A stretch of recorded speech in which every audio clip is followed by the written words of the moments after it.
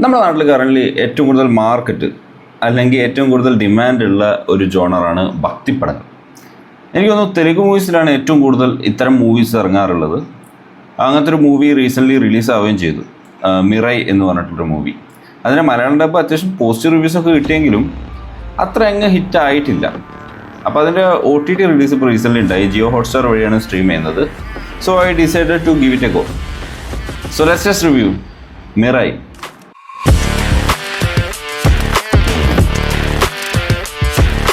വളരെയധികം ശക്തിയേറിയ അവസാനത്തെ പീസ് ഓഫ് പസിൽ തപ്പി നടക്കുന്ന വില്ലൻ, അനാഥനായ എന്നാൽ തൻ്റെ ശക്തി എന്താണെന്ന് അറിയാത്ത ഒരു നായകൻ, നായകൻ്റെ ജീവിത ലക്ഷ്യം നായകനെ പറഞ്ഞ് മനസ്സിലാക്കാൻ വരുന്ന നായിക.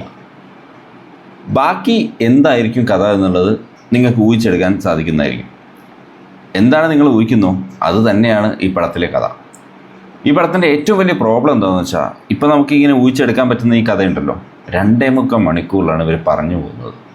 ഈ 2.25 മണിക്കൂർ ഈ പ്രഡിക്റ്റബിൾ ആയിട്ടുള്ളൊരു സ്റ്റോറി അത്രയധികം ഇൻട്രസ്റ്റിംഗ് അല്ലാത്ത ഒരു പ്ലോട്ടിൽ വരുമ്പോൾ കുറച്ച് കഴിയുമ്പോൾ മടുക്കും. എനിക്ക് അത്യാവശ്യം നല്ല രീതിയിൽ ഈ പടം കണ്ടിട്ട് മടുത്തു. എനിക്ക് തോന്നുന്നു ഒരു 1.5 മണിക്കൂർ 1.25 മണിക്കൂറൊക്കെ പിടിച്ചിരുന്നു കണ്ടു. അത് കഴിഞ്ഞിട്ട് ഒരു ഹാഫ് സ്ലീപ്പിലാണ് ഈ പടം കണ്ട് തീർത്തത്. കാരണം എന്താണ് നമ്മൾ എക്സ്പെക്റ്റ് ചെയ്യുന്നത് അത് തന്നെയാണ് ഈ പടത്തിലുള്ളത്. അല്ലാണ്ട് അതിലേക്ക് നമ്മളെ സർപ്രൈസ് ചെയ്യുന്ന രീതിയിലോ അങ്ങനെ ഒന്നും തന്നെ ഈ പടത്തിൽ ഓഫർ ചെയ്യുന്നില്ല.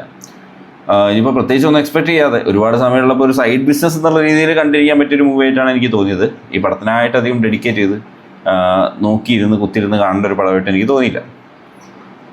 ആക്ടിങ് ഒക്കെ സ്ഥിരം പടം എല്ലാം കഴിഞ്ഞ് ലാസ്റ്റ് ആകുമ്പോൾ ദൈവം വരുന്നു, അങ്ങനത്തെ സ്ഥിരം ടെംപ്ലേറ്റിൽ ഓടുന്നൊരു മൂവി ആയിട്ടാണ് എനിക്ക് തോന്നിയത്.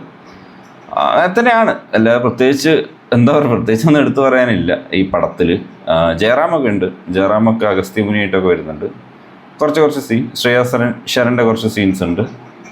അങ്ങനെ പ്രത്യേകിച്ചൊന്നും ഇല്ലാത്ത ഒരു പടം. എനിക്ക് നായകനും വില്ലനും ലാസ്റ്റ് കാണുന്നത് വരെ ക്ലൈമാക്സിലാണ്. അപ്പോൾ അതുവരെ അവർ തമ്മിൽ കാണുന്നുമില്ല. അങ്ങനത്തെ ഒരു കഥ. ഇനി ഇതിൻ്റെ സെക്കൻഡ് പാർട്ട് വരുന്നുണ്ടെന്ന് തോന്നുന്നു. ആ രീതിയിൽ പോസ്റ്റർ അടിച്ചൊക്കെ തന്നിട്ടാണ് പടം എൻ്റെ ചെയ്യുന്നത്.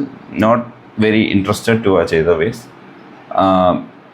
ഒരുപാട് സമയമുണ്ടെങ്കിൽ ഒരു പാരലലി കാണാൻ പറ്റിയൊരു മൂവി വെറുതെ ഇരുന്ന് കണ്ടു നോക്കുക. അമിത പ്രതീക്ഷയൊന്നും ഇല്ലാതെ കാണാം. Just average.